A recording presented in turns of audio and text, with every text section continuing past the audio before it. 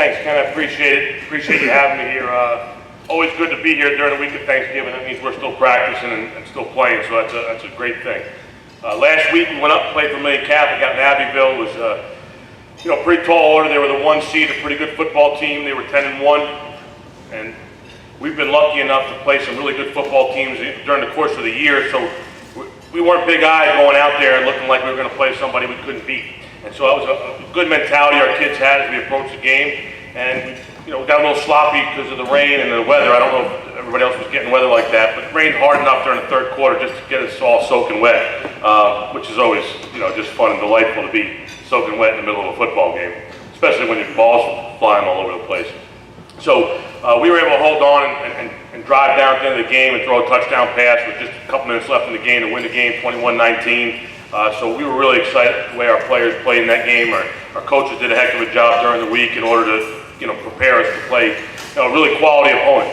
And the same thing goes this week. Washita Christians are 11-1. They're seem to be still playing football around this time of year every year. We had a chance to go play them a few years ago.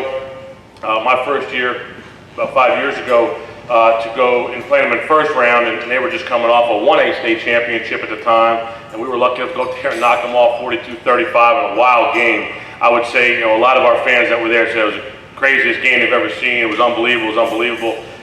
And so I think that was a wild game. They're a really good football team. Steve Fitzhugh is the head football coach there. He does a phenomenal job. He's been there for quite a while, won a couple state championships, and his kids are really well prepared. His son is actually their starting running back, and he's a heck of a player. Last time we played him, his son was their starting quarterback. So he really just does a good job. I don't have any kids, so none of them play for us. I got Julie's kid plays for me, and that's better, right? Because her kids are way more athletic than my kids would have been. So the good thing is I got Julie's kid playing for me instead of my own kids. Speaking about Justin, obviously a lot of people knew about Justin coming into the season. He's just a special type player. Ed was just asking me before, all the time you've been doing this, you kind of know this might be the only time you get a kid like this. And I said, yeah, I do know that. I've been coaching for 23 years, and not too many Justin Ivietas come across your plate. I've been blessed with some great quarterbacks in the time I've been coaching, but not too many of them have been able to do what Justin's done for us over the last few years. But we were real young coming into the year, and we had some young kids that we didn't know what they were going to be like, and we threw them in the fire early against some really good teams like De La Salle, and so we took our lumps early in the season against those teams, and we got a little bit better as we got, as the season progressed, and then we had to run into these guys towards the end of the season, and they're real good too, and they're 1 seed in their bracket over there in 1A, so we felt like we hung in with them and had a chance to win a football game, and really could have fell either way, and we both would have been saying the same thing. Hey, we had chances, but we blew it, and I think that's how we felt, and if we had won a game, that's probably how Coach would have felt.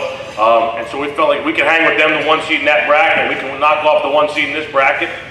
Let's go ahead and line up against whoever we got to line up against and take our chances. So we're excited about the opportunity to go up to Monroe and play Washita. Hopefully, we put on a good performance and we get to play that next week, and it would be exciting to be able to get Country Day to a state championship game for the first time in their history. So we're excited about what we have going. Luckily, we got 13 on the field for us, and Justin Ivietas gives us a chance, and we'll see what happens. So I appreciate y'all having me. Thanks so much, and have a great Thanksgiving. Oh, any questions? Anybody have questions? I don't want these guys in the back to throw a flag on me, so I'm just trying to. They all have had their share of flags thrown on me, so I don't know. There's no questions, and.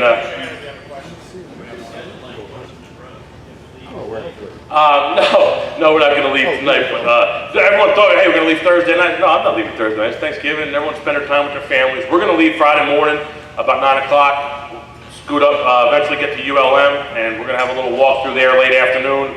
We'll stop and have something to eat about 3 o'clock, and then we'll head over to Washita and get ready for the game. We're playing at 6 p.m. instead of 7, so we can try to get back before 3 in the morning, and that's kind of the plan.